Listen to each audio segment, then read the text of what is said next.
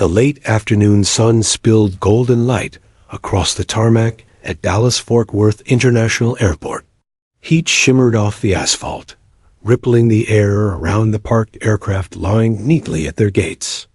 Ground crew in neon vests guided. Carts of luggage, refueled engines, and loaded catering supplies into the belly of the planes. The rhythmic hum of jet engines filled the air, punctuated by the occasional roar of a takeoff in the distance. Inside gate C-17, passengers gathered for Flight 227 bound for Chicago. Business travelers scrolled through emails with practiced boredom, their rolling suitcases standing like obedient dogs by their sides. Families juggled backpacks, juice boxes, and restless children who tugged at their sleeves. An elderly couple sat quietly by the window, the husband holding a newspaper he hadn't turned in 10 minutes, his wife clutching knitting needles she hadn't used. Everyone was ready to board, ready to be somewhere else, ready to leave the ground behind. Among them sat Lara Collins, though few would have recognized her name. She was 42, tall and athletic, her dark hair tied in a loose knot at the back of her head. She wore jeans and a soft gray sweater, nothing remarkable, nothing that suggested her past. A jacket rested in her lap, folded neatly, covering the faint outline of a tattoo on her forearm wings and a shield, the insignia of her old squadron. Lavra had been a combat pilot for over a decade, flying F-16s across foreign skies, completing missions she rarely spoke of, and carrying memories she often wished she could leave behind. She had logged thousands of flight hours, faced enemy fire, and navigated storms that made most civilian flights look like joyrides. But those days were gone now. Retirement had come with both relief and an emptiness she was still learning to fill. Her friends teased her about her new, quieter life, gardening, morning jogs, evenings spent cooking simple meals. She told them she didn't miss the adrenaline, didn't crave the roar of afterburners, or the weightless moments in high G turns. And most days, she believed it. She had promised herself peace, promised her sister she would never again take risks that might end with a folded flag handed to her family. As boarding began, Lavra rose with the rest of the passengers and moved down the jet bridge. She felt the familiar vibration beneath her shoes as the engines idled outside, the faint smell of jet fuel drifting through the air. It always reminded her of home. She found her seat 7A, a window seat over the wing, and settled in. She placed her jacket over her lap, leaned her head against the window, and exhaled slowly. The cabin filled with the usual chorus of activity. Flight attendants welcoming passengers with practiced smiles, overhead bins clicking shut, safety cards rustling as children played with them. The captain's voice came over the intercom, calm and reassuring, thanking everyone for choosing the airline, promising smooth skies and an on-time arrival. Seat belts clicked, phones powered down. The aircraft pushed back, taxied, and soon the engines roared to full power.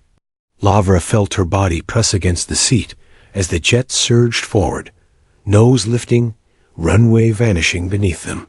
Climbing through clouds, she closed her eyes.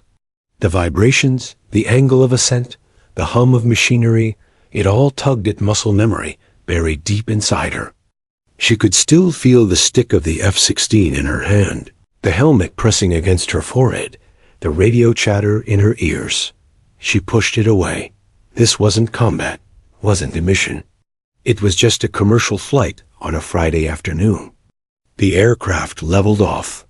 Passengers settled into their routines. The man beside her pulled out a novel. Across the aisle, a teenager adjusted headphones. A flight attendant wheeled the beverage cart forward, the clinking of ice-filling plastic. Cups. Lavra pulled her jacket higher around her shoulders and allowed herself to drift, exhaustion catching up with her. Her breathing slowed.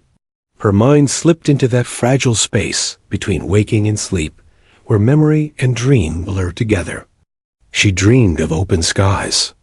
Not the gentle blue skies above the Midwest, but the unforgiving darkness of combat airspace.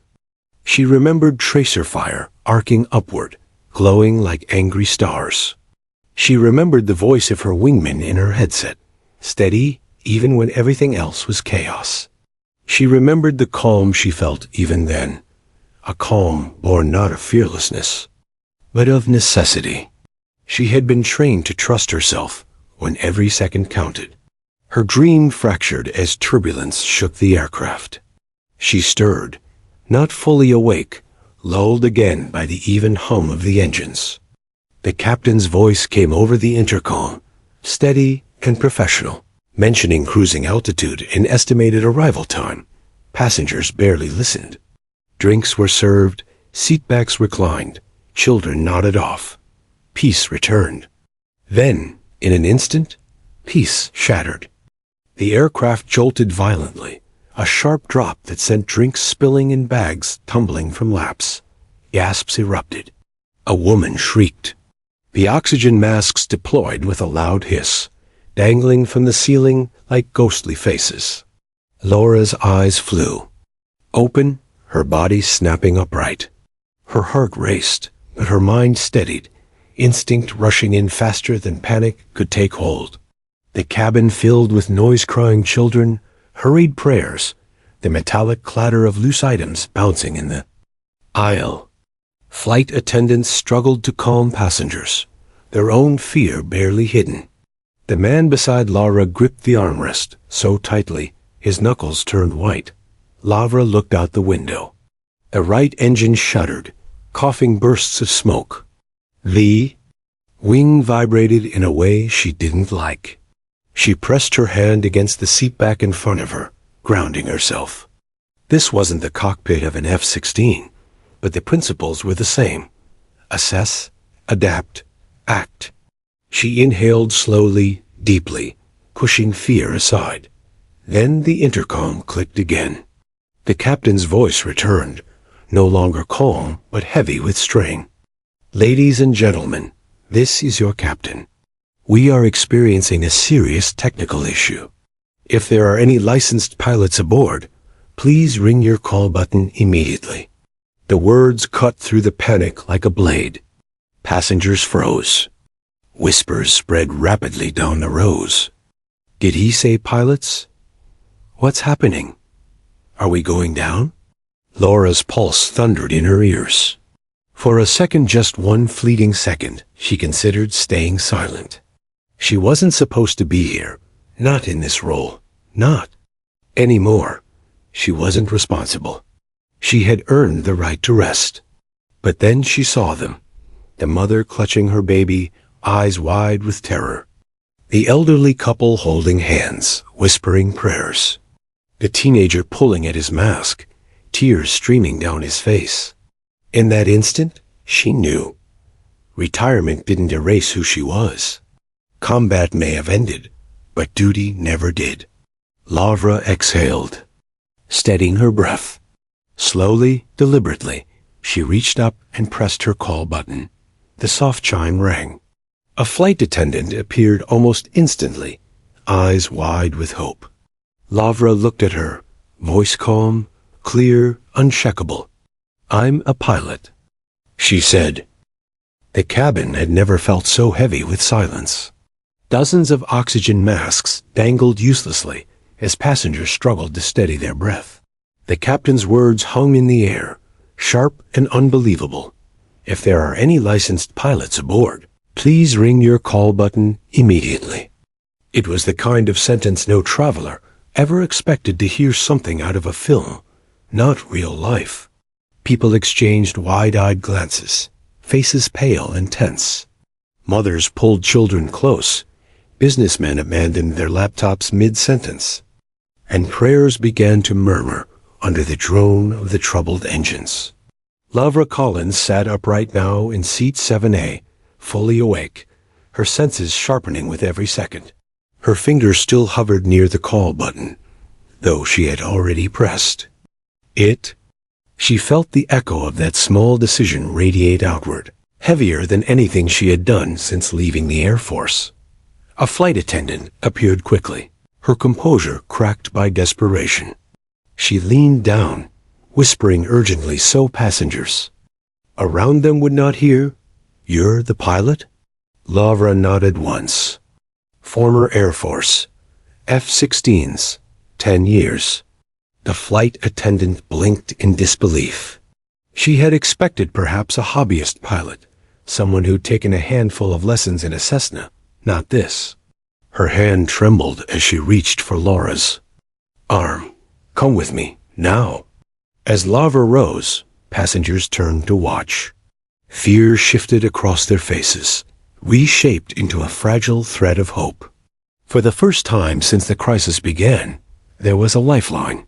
Someone among them was stepping forward. The aisle felt impossibly long as Lavra walked toward the cockpit. Every step carried the weight of dozens of stares, questions unspoken, prayers unvoiced. A man in row 9 whispered to his wife, "She's going to help them." A young girl clutched a teddy bear, her wide eyes following Lavra until she disappeared. Toward the front, inside, Laura's thoughts raced.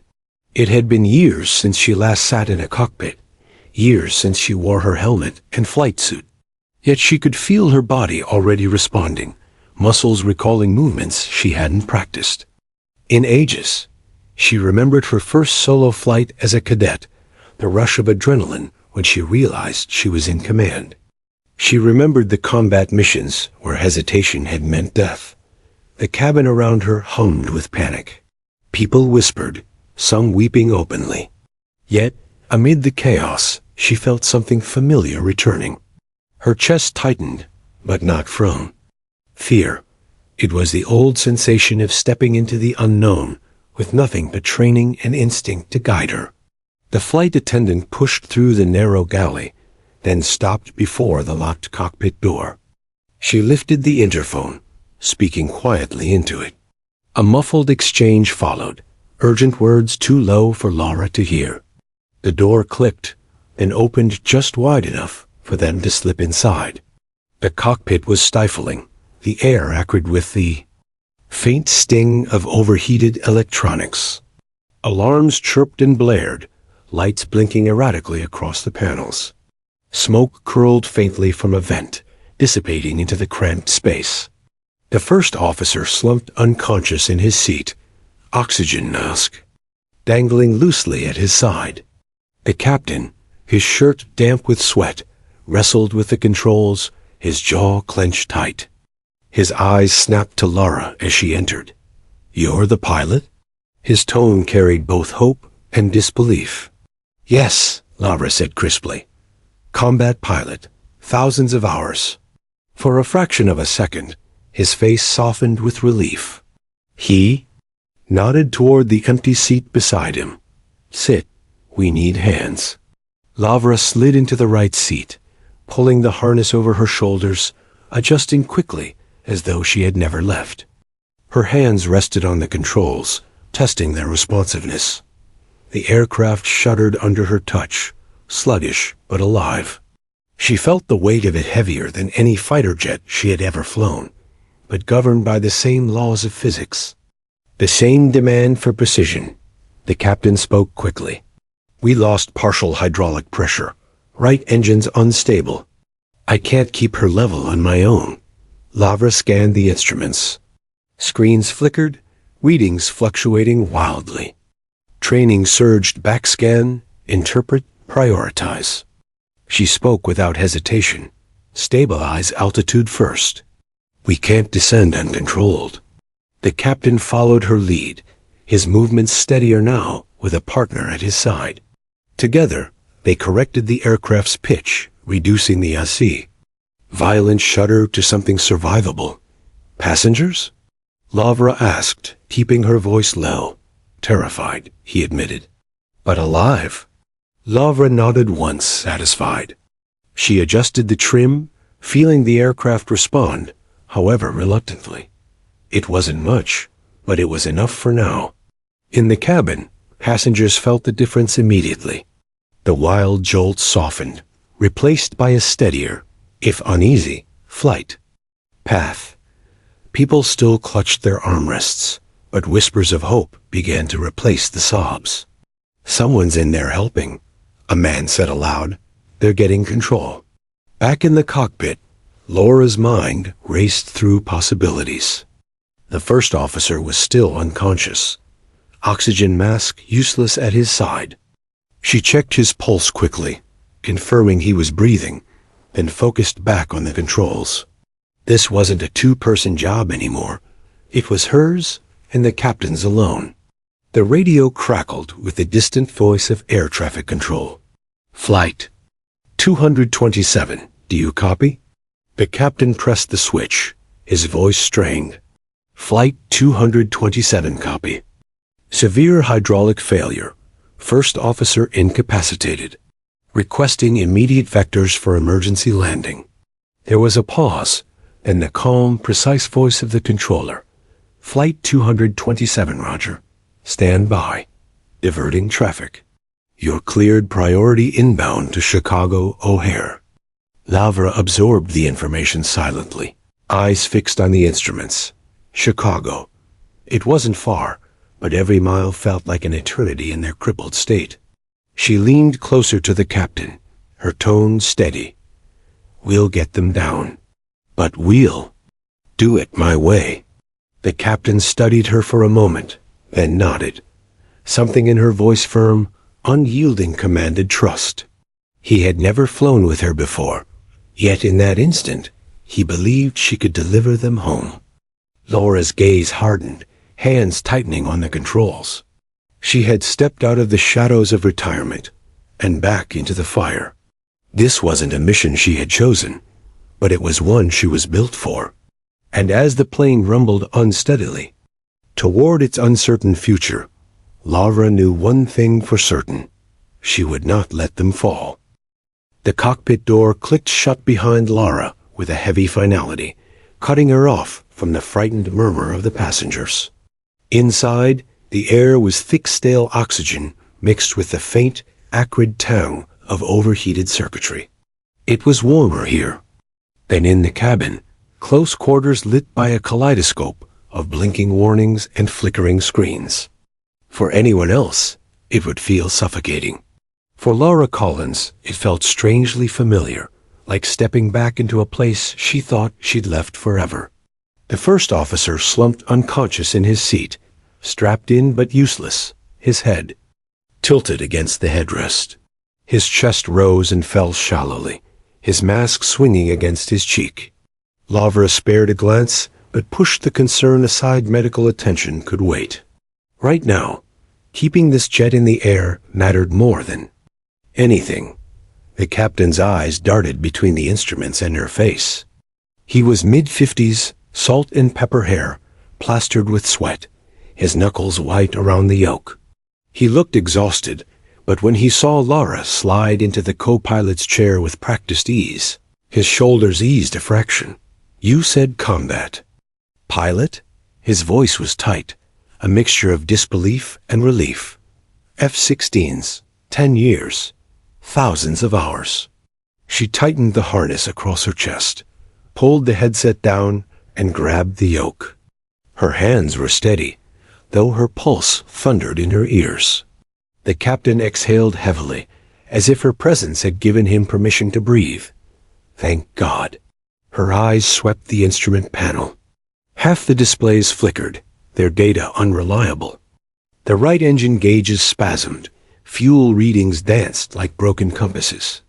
Hydraulics pressure was low, and warning lights pulsed red with an almost mocking persistence. Still, she read them the way she'd once scanned heads-up displays mid-dogfight, quickly, methodically, ignoring the noise in favor of what mattered. "What do we have?" she asked. The captain rattled it off like a checklist. Right engine unstable, left engine holding, hydraulics sluggish, autopilot useless, controls feel heavy barely, responsive.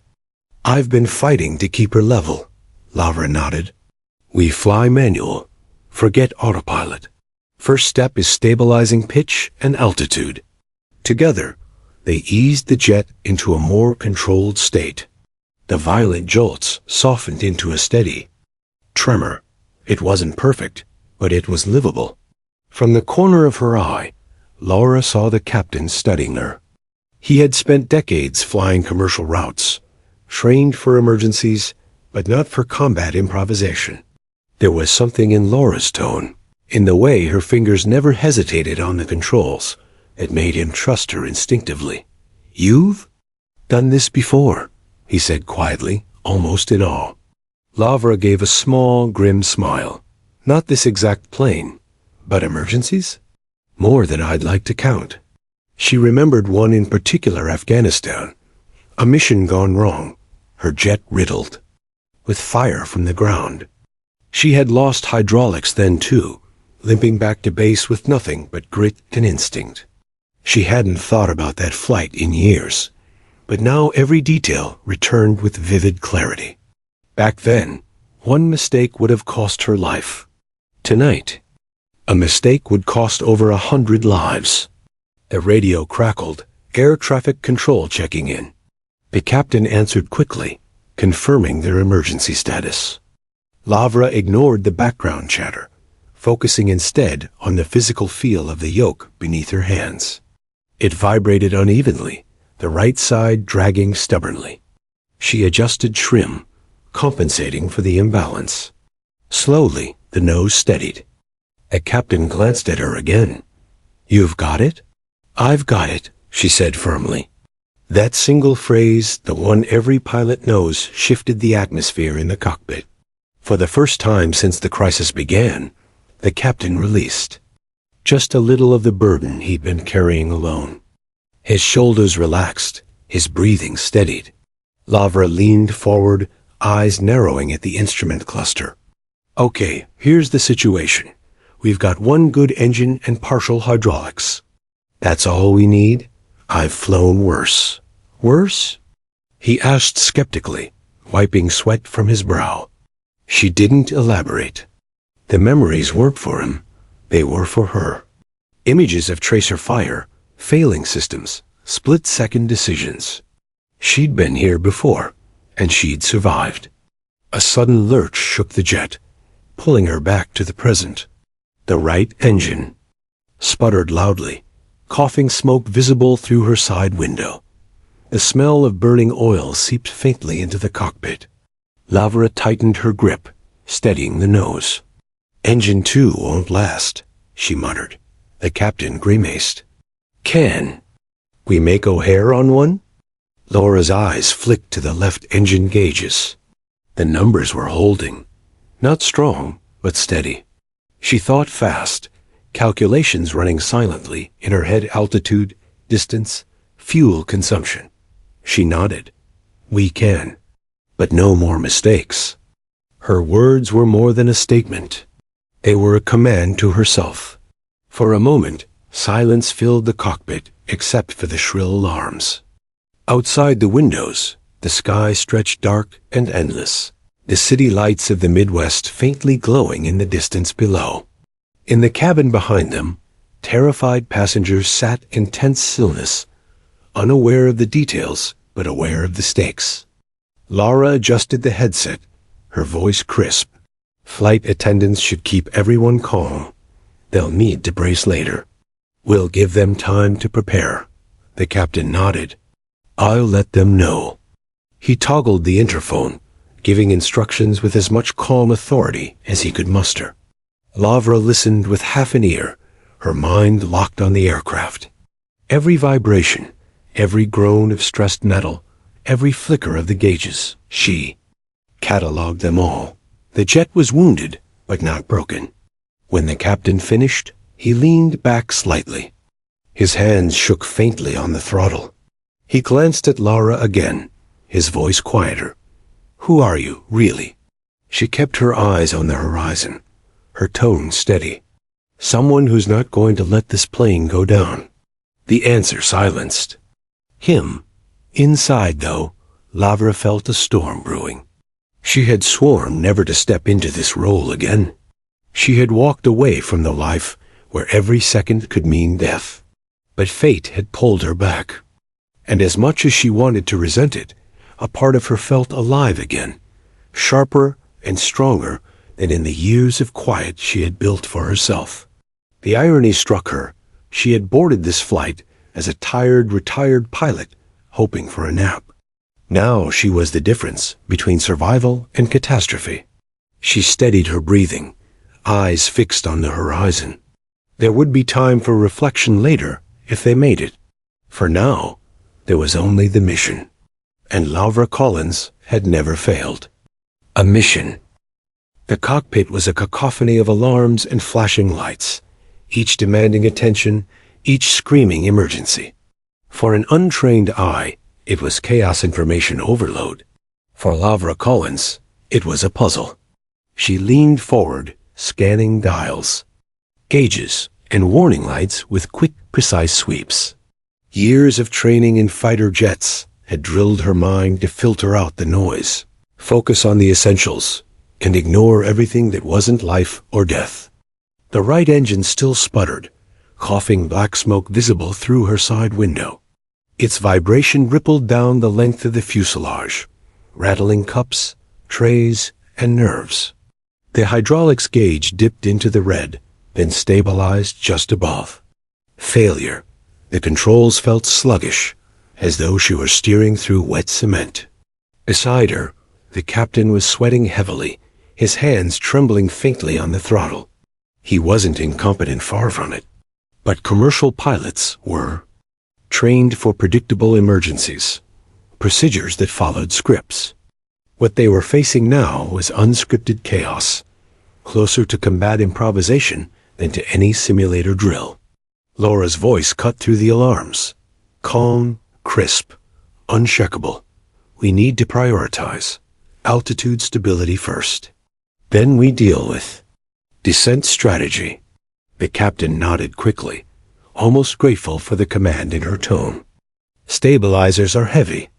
It's taking all my strength to keep her steady. Laura gripped the yoke with both hands, testing its resistance. The plane groaned in response, reluctant to obey, but not refusing. We're not losing her yet, she said. Her eyes darted to the artificial horizon. The nose was holding level, but only barely. She adjusted the trim manually, compensating for the hydraulics. The jet's shutter softened, though the cabin behind them still rattled with every minor correction. Good, she murmured to herself. We can work with this. For a brief moment, silence reigned except for the constant hum of engines and alarms. Then the captain exhaled shakily. I can't believe this. I've never. He stopped, swallowed hard, and corrected himself. I've trained for failures, but not this many at once. Laura didn't look at him. Her gaze was fixed on the panel, her mind racing through calculations. Fighters don't give you time to panic. You act or you don't come home. The captain studied her for a moment, then gave a short, grim smile. I'm glad you're here. Behind them, in the cabin, the mood shifted. The passengers still sat in anxious silence, but they felt the difference. The violent jolts had calmed into steadier vibrations. The whispers spread. Someone's in there helping. Fear didn't vanish. It never could, but hope flickered. A flight attendant entered quietly, crouching just inside the cockpit door. Captain, passengers are asking questions. What should we tell them? Lavra spoke before the captain could answer. Tell them the truth, but controlled. We've had a systems failure. The crew is handling it. Prepare them to brace later, but keep them calm. Panic will kill more than the engine ever could. The attendant blinked, surprised at the authority in her voice. She nodded quickly and slipped back out. The captain chuckled weakly, shaking his head. You sound like you've done this 100 times. Laura's jaw tightened. More. And I'd like to remember. Her mind drifted for a flicker of a second, memories of night skies, lit by tracer fire, missions where hydraulics failed, where she limped home with half an aircraft. She shoved the thoughts aside. Nostalgia had no place here. Focus did. They... Radio crackled again. Chicago Center checking in. Flight 227. Confirm your condition. The captain pressed the button, but Laura gestured sharply. Let me. He hesitated, then nodded. She leaned into the mic, her voice steady, clipped, military clear. Chicago Center, Flight 227. We've got partial hydraulics. Right engine unstable. First officer unconscious. 2 crew currently flying. Requesting immediate vectors. Emergency services on standby. There was a pause on the other end. When the controller responded, his tone carried new gravity. Roger. Flight 227. You have priority clearance. Diverting. Traffic. Emergency crews will be standing by. Lavra exhaled slowly. Good. We'll need them. The captain glanced sideways at her, then spoke softly. You really do sound like you're back in combat. Laura's lips curved in a faint smile that never reached her eyes. That's because, in a way, we are. The plane jolted again, sharper this time. Warning lights flared. The right engine's gauges dipped into the danger zone. The sound of grinding metal echoed faintly through the frame. Lavra reacted instantly, throttling back slightly, balancing thrust between engines. The jet shuddered but steadied again. Sweat ran down her temples, but her hands never wavered.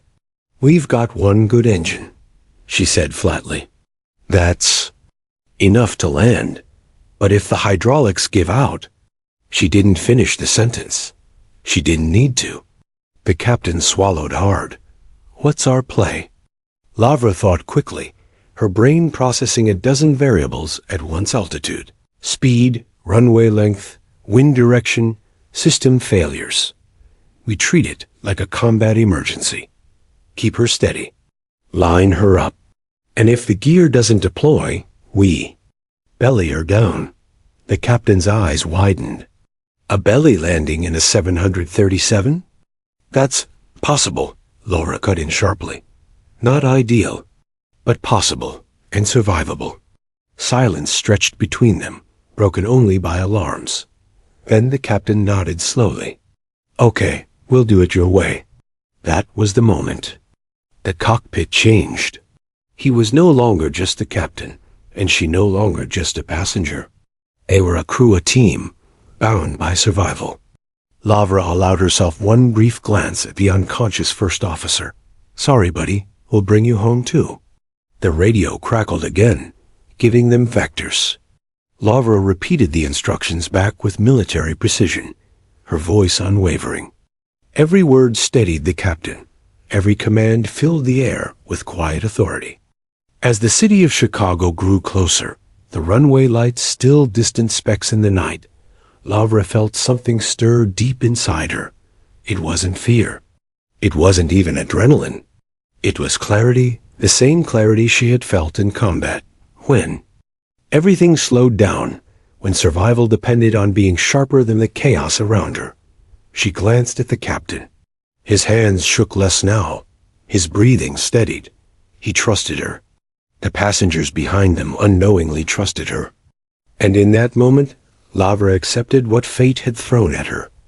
She wasn't just a retired pilot anymore. She was back in the fight. The alarms continued to scream. The engine sputtered. The hydraulics groaned. But Laura Collins tightened her. Grip on the controls, eyes locked on the horizon. She had one mission, bring them down alive. And she had never failed a mission. The cabin of Flight 227 felt like a church at midnight, silent, except for the low moan of engines and the occasional muffled sob.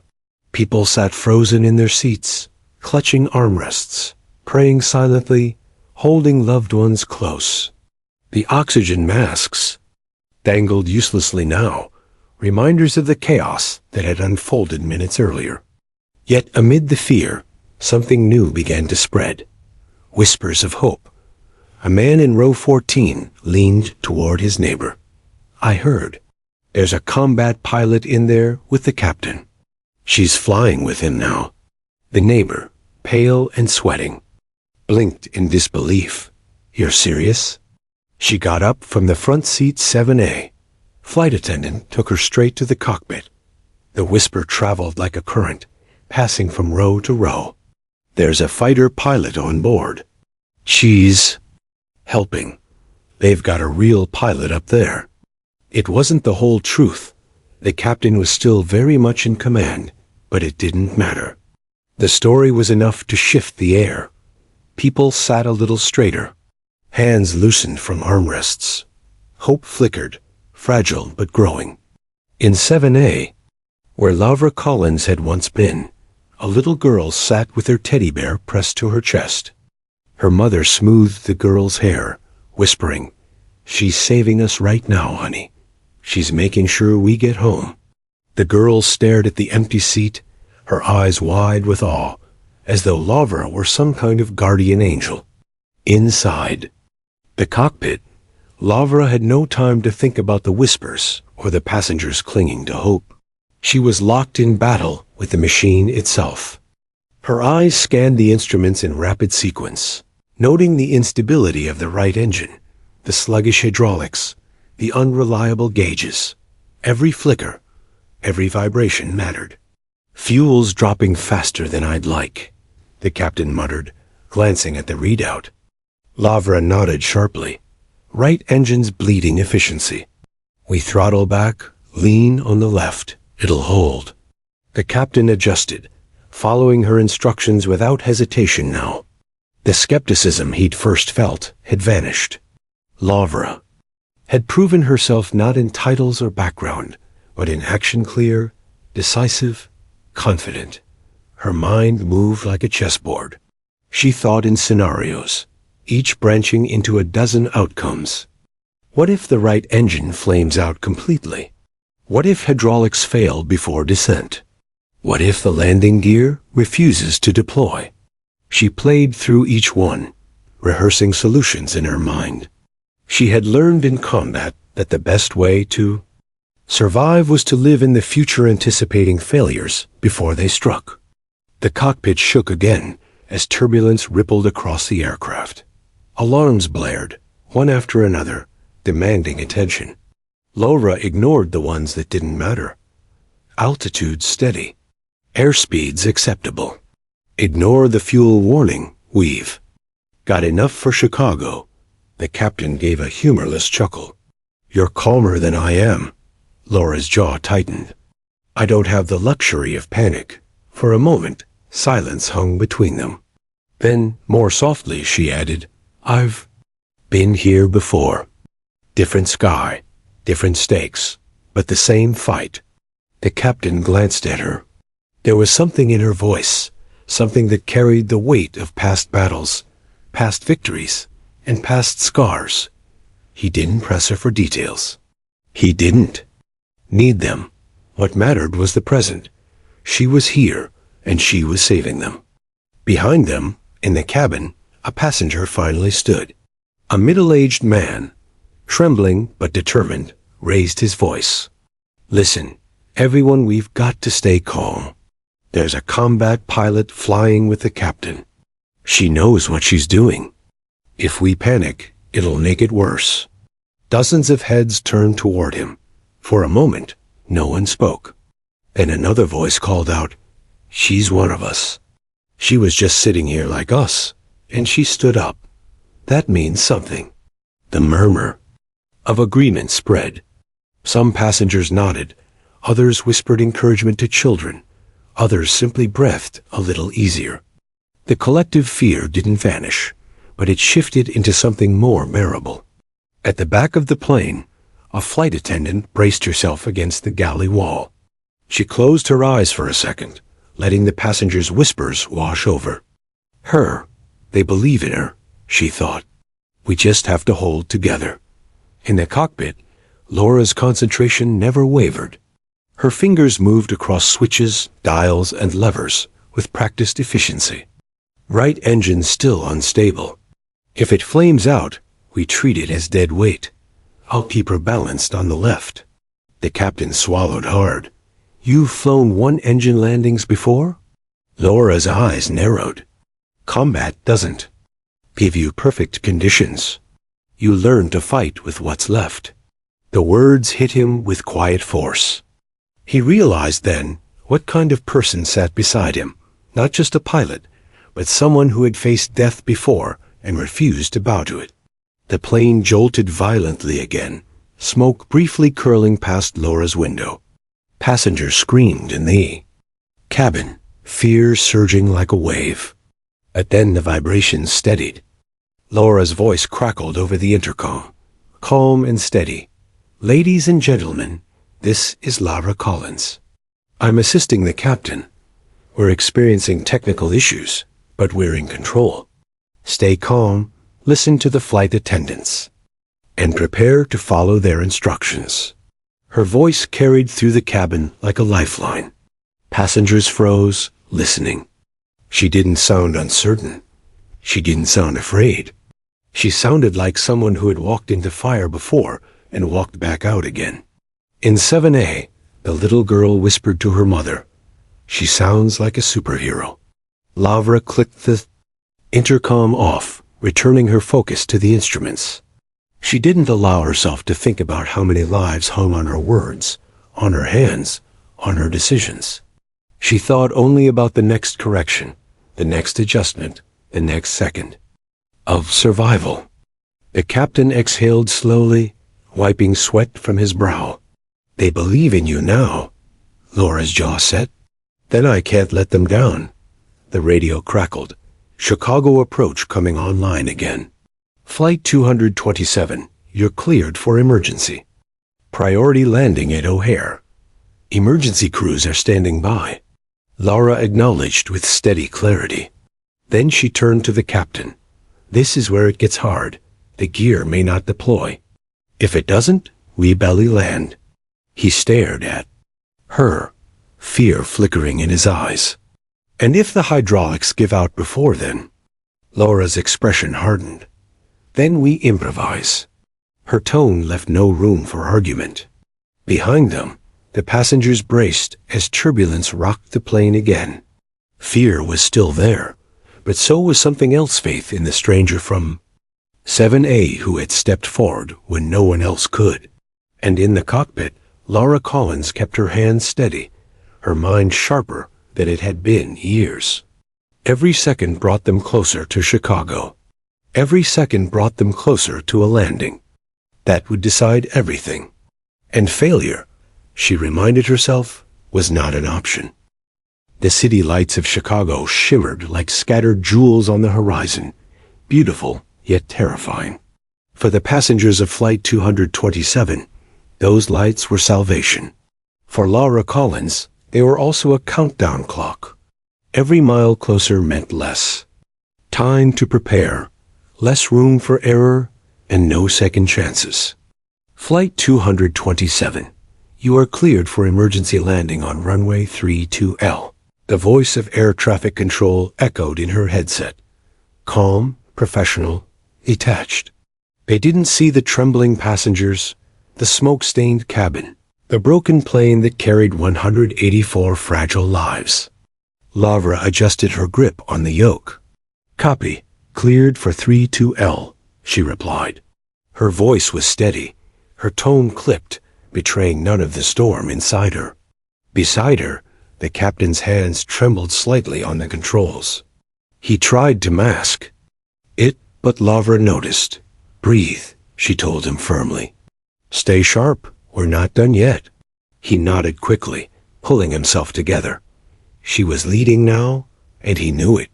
The runway stretched ahead in the distance, a dark ribbon lit, with brilliant white and red. But before they reached it, Laura had one more gamble to play. She flipped a switch, lowering the landing gear. For a heartbeat, there was only silence, the aircraft humming with anticipation. Then 2 indicator lights glowed green. The third remained dark. Laura's stomach tightened. Left gear's good. Nose gear's good. Right gear, not responding. The captain cursed under his breath. Could be jammed. Or gone completely, Laura said. She forced herself to think. In combat, She had landed with damage before, but never with an aircraft this heavy, this fragile, with so many lives depending on her. She keyed the intercom. Her voice filled the cabin, calm but firm. "Ladies and gentlemen, this is Lavra Collins. Our right landing gear isn't responding. We'll attempt a partial deployment, but I need everyone to prepare for a hard landing. Flight attendants will guide you. Listen carefully. Brace when instructed. We're going to get through this together." In the cabin, gasps and murmurs erupted. A few passengers cried openly. Others clutched hands tighter, whispering prayers. Flight attendants snapped into action, shouting instructions, demonstrating brace positions, tightening seatbelts. The atmosphere shifted from panic to grim determination. In row 12, the little girl with the teddy bear asked, "Mommy, is she going to save us still?" Her mother's voice cracked, but she smiled anyway. "Yes, baby, she is." Back in the cockpit, Lavra worked the hydraulics again, coaxing the gear, trying to force the mechanism into place. Metal groaned, but the light stayed dark. "All right," she muttered. "We belly her down on the left and nose. The right wing will scrape." The captain's eyes widened. "That could rip the tank." "It could," she admitted. Her voice didn't waver. "But we control the descent. We minimize the slide, and we keep her straight. If we drift, if we yaw—" She didn't finish. She didn't need to. They both knew what would happen: fire, explosion, chaos. The captain swallowed hard. "Then we don't drift." Lara gave him a sharp nod. "Exactly." The city loomed larger now. Emergency vehicles lined the runway, flashing lights painting the darkness in red and blue. Fire crews, ambulances, police all waiting, watching, praying this crippled bird would land in one piece. "Cabin secure," came the voice of the lead flight attendant over the intercom. There was steel in her tone. She was terrified, but she was holding the line. Lavra adjusted the flaps, feeling the heavy resistance in the controls. "Okay," she said. "This is it. Slow descent, nose steady. Keep your inputs light." The captain nodded, sweat trickling down his temple. The aircraft began its final approach. Passengers braced, heads bowed against knees, arms over heads. The cabin was filled with whispered prayers, quiet sobs, and the steady instructions of flight attendants. In the cockpit, the alarms screamed again: gear warning, hydraulic pressure, terrain proximity. Lavra tuned them out, focusing only on the rhythm of the controls. 300 feet, the captain called. Laura's breathing slowed. Time seemed to stretch. In her mind, she was back in her F-16, dodging fire over desert skies, every second a fight for survival. But this was different. She wasn't fighting for herself now, she was fighting for them. 200 feet. The runway lights blazed, a corridor of salvation. Lavra aligned perfectly, her hands precise, every motion deliberate. 100. The cabin was a sea of bowed heads, tears slipping quietly down cheeks, hands gripping hands with desperate strength. 50. Lavra pulled gently, flaring just enough. Hold, hold, the left gear touched first, hard and fast. The aircraft shuddered violently, sparks erupting as the right wing slammed against asphalt. Screeches of metal filled the night, the cabin jolting so hard passengers cried out. The nose dropped, grinding, sparks showering beneath. "Keep her straight," Laura shouted, muscles straining. The yoke fought back, the crippled plane pulling right. Alarms wailed, metal screamed, the smell of burning rubber and scorched steel filled the cockpit.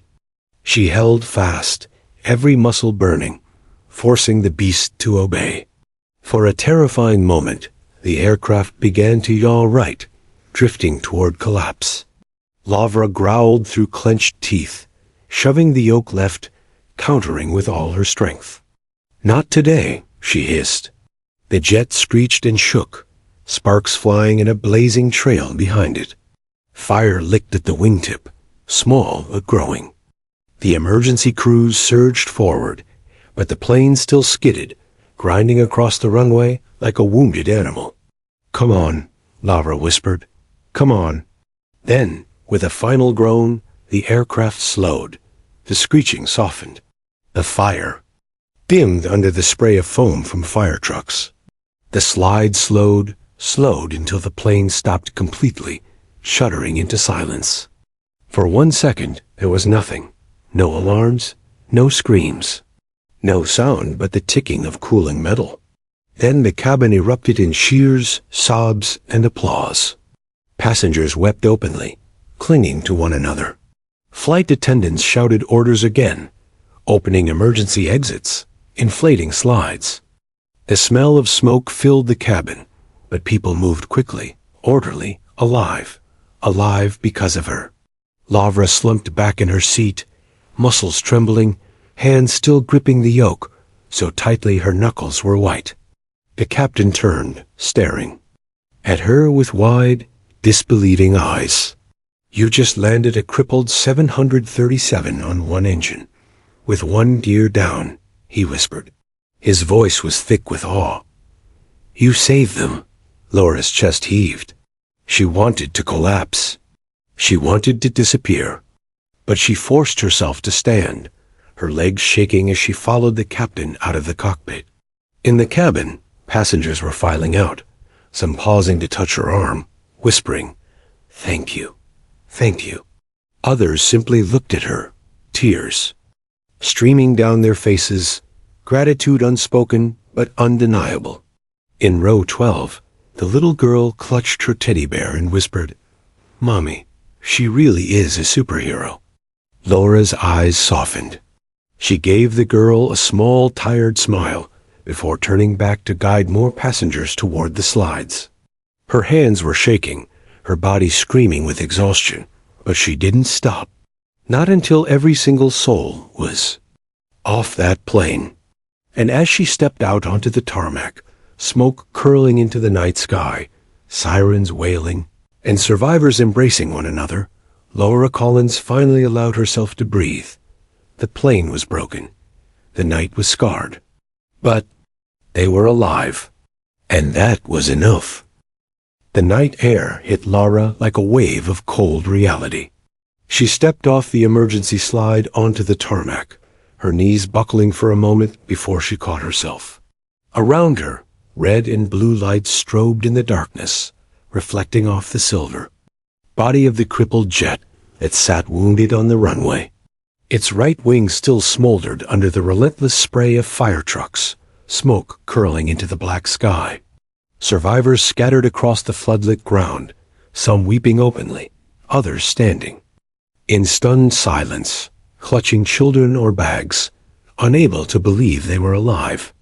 Flight attendants corralled them into groups, calling names, checking injuries, counting heads. The scene looked chaotic, yet beneath it all was a fragile order, the kind that came only when everyone realized they had been granted a second chance. Lavra inhaled slowly, the smell of burning rubber and jet fuel filling her lungs. She should have collapsed. Her body screamed for rest. Her mind begged for silence. But her instincts, those same instincts that had carried her through combat, missions overseas, refused to let her shut down yet.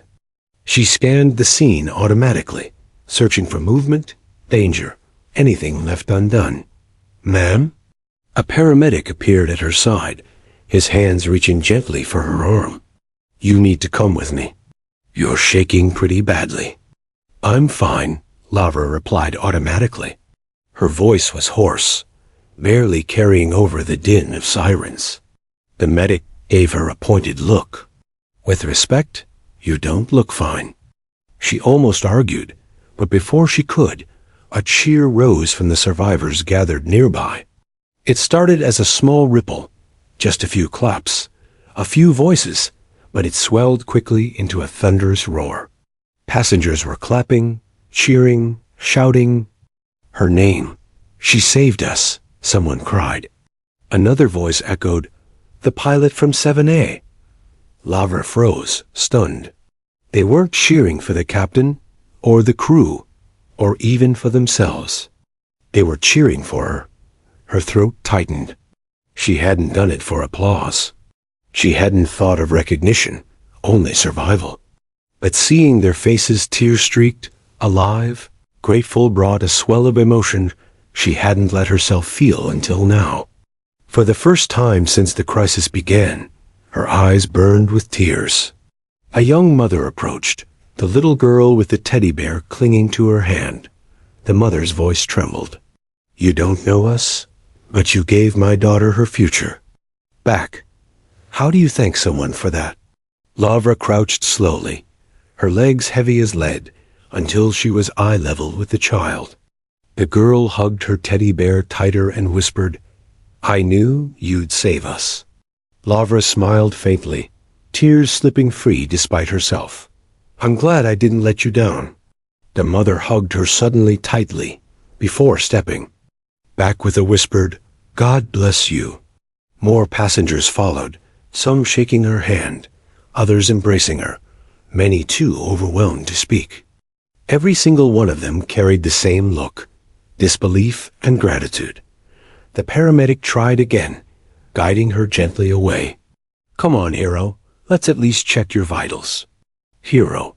The word felt heavy, unfamiliar. She had been called a lot of things in the Air Force: pilot, soldier, even survivor, but hero? That was for other people. People and stories. People who didn't carry scars and doubts like she did. Still, she allowed the medic to lead her toward the line of ambulances. Her legs wobbled with every step, adrenaline fading into exhaustion. She sat heavily on the bumper of an ambulance, while another medic wrapped a blanket around her shoulders, the fabric scratchy but grounding. "Pulses high, blood pressure elevated," one muttered, jotting notes. "No surprise there," the first replied. "She just landed a jet with one wing scraping asphalt." Lavra chuckled weakly, though it sounded more like a sigh. "Don't make it sound bigger than it was." "I just did what had to be done." The medic raised a brow. "Ma'am, what you did was impossible." Before she could respond, camera flashes pierced the night. A cluster of reporters had gathered behind the emergency perimeter, lenses trained on her. Shouted questions carried over the chaos. "Ma'am, are you the passenger who landed the plane? Is it true you were asleep in 7A before this began? What's your name? Are you a combat veteran?" Laura turned her face away, overwhelmed. She had no interest in interviews, no patience for the media frenzy. But the cameras kept flashing, the voices rising, as if the entire world was suddenly desperate to know her story. The captain approached, his uniform jacket singed, his face pale but composed. He stood in front of her, shielding her from the cameras for a moment. His voice was low. "They'll want the spotlight. They'll want answers.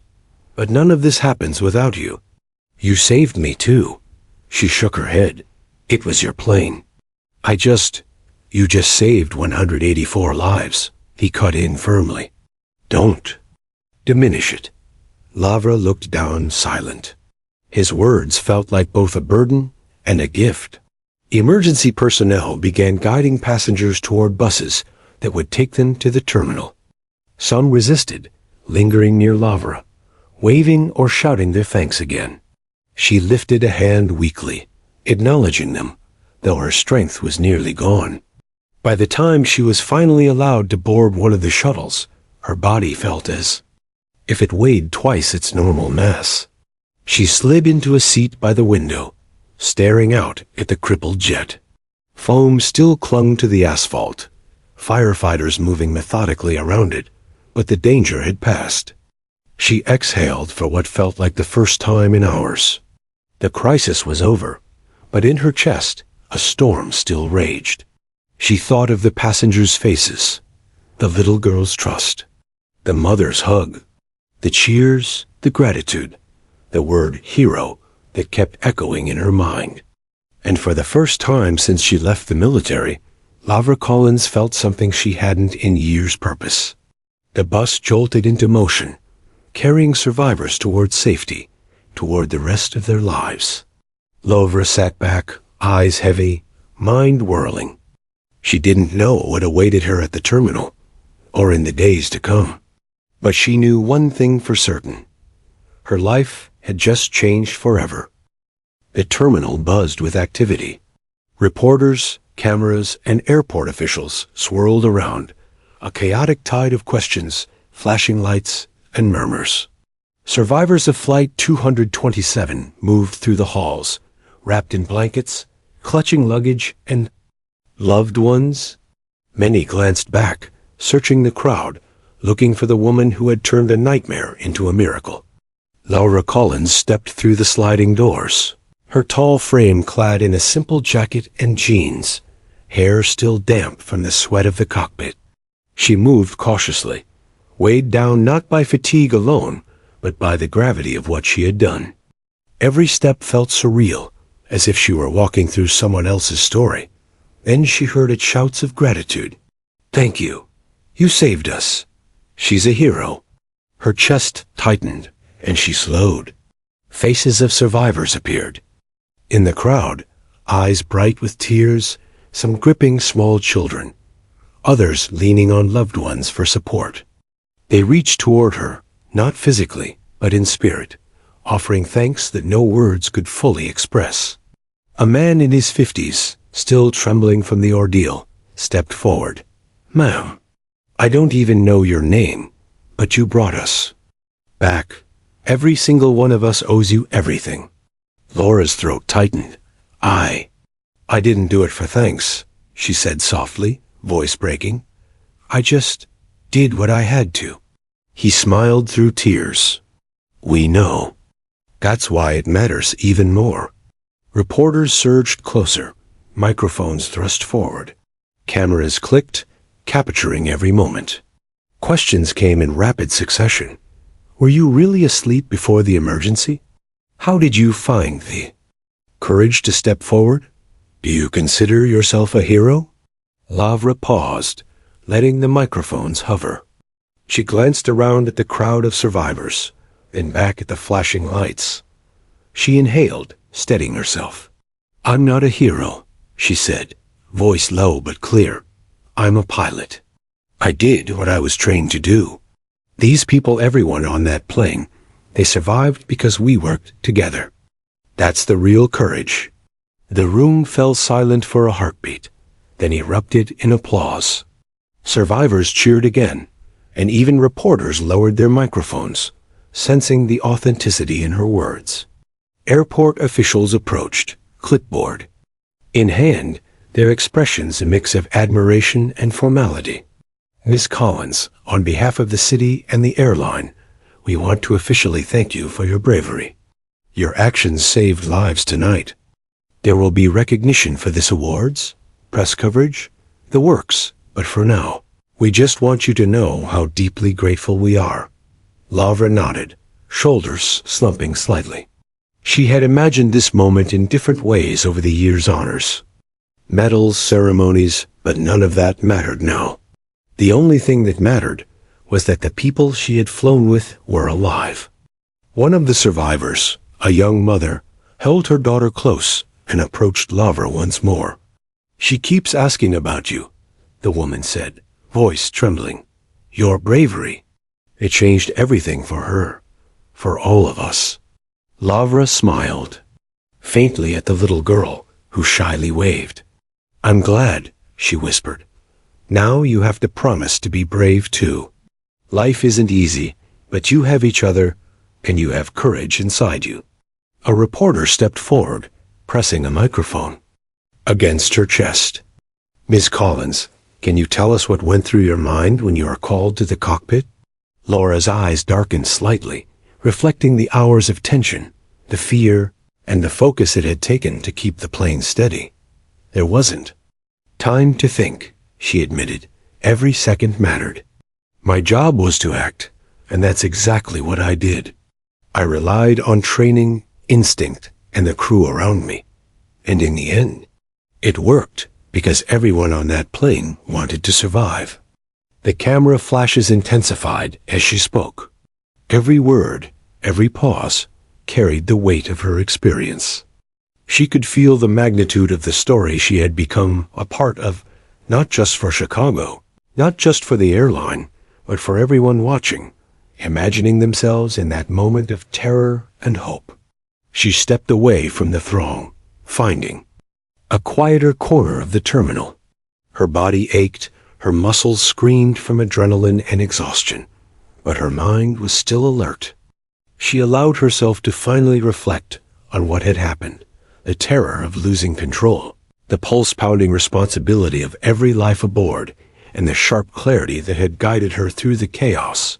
It was over.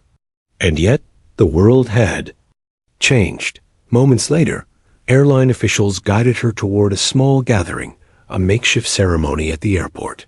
Survivors were present, applauding again as she walked to the front. The airline's president stepped forward, a certificate of commendation in hand. Ms. Collins, on behalf of everyone at this airline and all the passengers you saved tonight, we honor you for exceptional courage, professionalism, and presence of mind. You turned a near disaster into a story of survival. Thank you. Laura accepted the certificate with a nod, keeping her expression composed, even as her hands trembled slightly. She had never sought recognition, never craved accolades.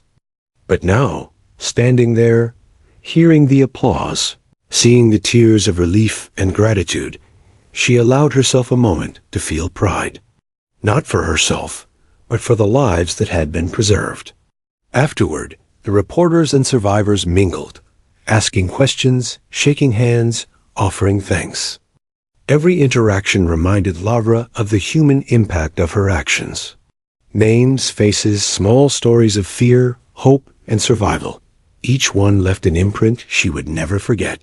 Eventually, she found herself outside, leaning against a railing, watching the fire trucks and emergency crews pack up.